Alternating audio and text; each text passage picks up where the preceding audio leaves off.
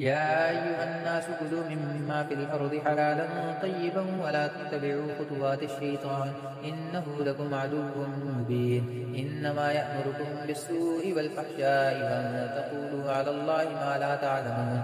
وإذا قيل لهم اتبعوا ما أنزل الله قالوا بل نتبع ما ألفينا عليه آباءنا أفلو كان آباؤهم لا يعقلون شيئا ولا يهتدون.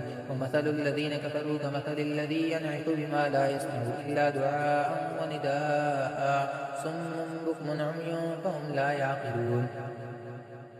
يا أيها الذين آمنوا كلوا من طيبات ما رزقناكم واشكروا لله إن كنتم إياه تعبدون. إنما حرم عليكم الميتة والدم ولحم الخنزير وما أهل به لغير الله فمن اضطر غير باغ ولا عاد فلا إثم عليه إن الله غفور رحيم.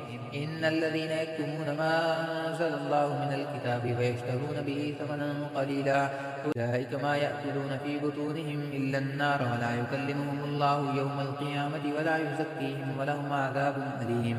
أولئك الذين اشتروا الضلالة بالهدى والعذاب بالمغفرة فما أصبرهم على النار ذلك بأن الله نزل الكتاب بالحق وإن الذين اختلفوا في الكتاب لفي شقاق بعيد.